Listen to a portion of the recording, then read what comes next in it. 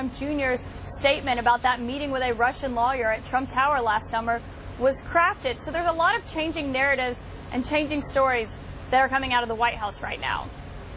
It appears so. Caitlin, thank you so much. Joining me right now, CNN political commentators Angela Rye is here. Mary Catherine Ham is here. Her book and discussion is being re-released this week in paperback. Kirsten Powers is here, also USA Today columnist, and CNN senior political analyst Mark Preston is here. Mark said to me just today, he called me and he said, Kate, you are the smartest person I have ever met on television. Ever is what I One said. problem. You would never have made that phone call to me.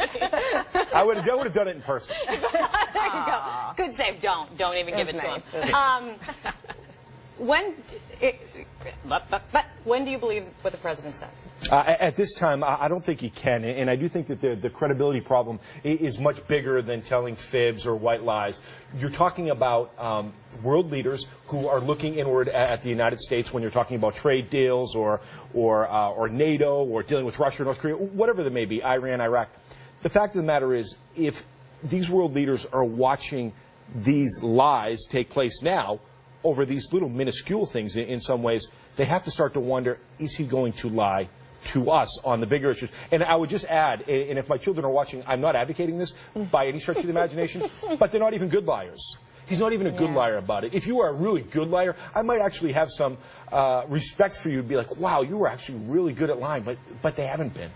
It's like, I was going to make an Anchorman joke, but I'm not going to make it right now. I'm going to keep moving on. I can't believe you just ate that wheel of cheese. I'm actually impressed. Kirsten, why make this up? Why make it?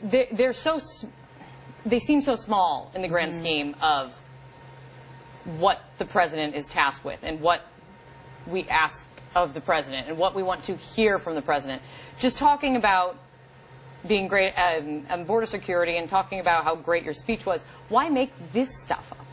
Well, so my question always with him is he lying or does he have a distorted reality and he believes these things are happening? And even more concerning, frankly. And, you know, so maybe somebody else said this and he transposes it into that this was said to him. I had this experience when I interviewed him and had written some things that he said to me multiple times on tape and then complained to somebody and said, why did she say that I said that? I never said that. And it was on tape 2 times, you know, so but it wasn't like he was angry, he was mystified, right? It was sort of like he didn't really have a memory of saying it. So I've always wondered, like, where this comes from. Does he know that he's lying, or is he just believe that these things happened? I don't, because it does seem strange. It's so easily verifiable. When that Boy Scouts thing, when he said that about the Boy Scouts, I just immediately was like, that never happened. Like, you just know it never happened, right? And yet, and he knows we can find out that it never happened, but he still says it. Yeah.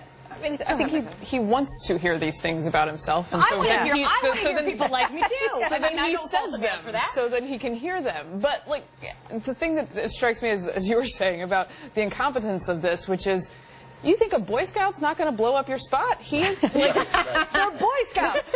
He's going to tell the truth about this, and people are going to have a choice to believe the head of the Boy Scouts or Donald Trump. And, like, for whatever reasons they voted for him, like, they're probably going to side with the Boy Scout on this one. Okay, so I'm going to play contrarian. Here's a contrarian. Okay. If Marsha Blackburn, she made the case to me when we were speaking about the Russia investigation yesterday. You know what, Kate? We can talk about this, but folks back home in my district in Tennessee, they do not care about these statements that come from the president. They care about getting health care through. They care about how great the economy is doing. I hear that over and over again. You do, and you don't just hear it from Republicans, you hear it from Democrats too. There are Democrats that say that we should be focusing on these normal national policy issues. Yeah, I understand, but I think that it's very important for us, those of us that appear on the news that are supposed to be talking about what's happening with the country on a national and international stage, to ensure that people know what's going on. To the point of Donald Trump lying, I don't know if it's a lie, or to your point, Kirsten, if he's delusional, I'm going to stop doing that. Kirsten, but I think it's so important for us to understand, like, this is the reason why there should be legislation to ensure that a presidential candidate gets a psychological evaluation. Oh, Angela. Serious. That's not shade. That It's is keeping it real. that is the definition of No, shade, it's not. actually. It's That is absolutely keeping not. it 100 Legislative and shade. This is yes, legislative shade. Mary Kathy, we can high five on that. Guys, That's a good okay, one. let's talk. Well, all right, can I just say, I'm fully certain I would not pass that psychological evaluation No, myself. I think you'd be okay. Single source approved on that one. Bring it in, people. Focus it in. The New York Times is reporting that the Justice Department is looking to target affirmative action in school admissions now. The Times put it this way, that it's investigating, and they're looking into investigating and suing universities with policies deemed to discriminate against white applicants. This is, Angela, if you see it, it's a move towards the conservative wing, you know, and it looks like it would be done in the area of the Department of Justice where there are political appointees. What's your reaction to it? It's maddening, and here's why. We are in an era where tech companies, Fortune 500 companies across the board have made the case that diversity impacts your bottom line. Why would we reverse the course when it comes to education, where people can be in environments where they're learning not just from a diverse group of experiences, but also diverse sets of people? The Supreme Court has ruled that race-conscious policies in admissions practices are fair, are right, are the right things to do, and are constitutional. Furthermore, I don't understand why this is the push when the Civil Rights Division was stood up to address groups that have suffered systemic oppression in this country. Deal with that instead of trying to reverse. If we know that folks are race conscious, especially in this era, we're going in the wrong way. But this is Jeff Sessions' Department of Justice now. Right. Some of this strikes me Injustice. as the normal transition from one ideology to another in the Justice Department, and I like the fact that it's actually an inquiry that sort of formal instead of a tweet. Look, we have decided that the Supreme Court has ruled that race-conscious admissions are a form of racial discrimination that is okay, but you have to walk a line. And there's a lot of shady stuff. Wait, hold on. Like, quotas are not allowed, but certain other things are. But you have to walk a line. There are violations at times, and you actually have to police that line. So investigating that is a form of protecting people from discrimination that is outside the I'd be law. careful with the wording. They did not rule that race-conscious policies are a good form of racial discrimination, right? I'm just being careful with that wording. But And of course, this is an internal memo that Right. New York Times was able to obtain from the Department of Justice. Let's see what happens from that.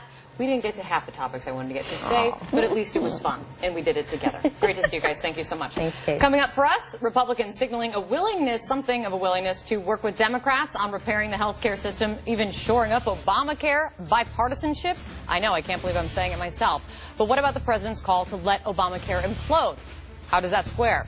Plus, moments from now, we're going to hear from the president himself. He will be speaking live. He'll be unveiling a new plan. He'll be endorsing a plan to curb legal immigration. We're going to bring you that announcement.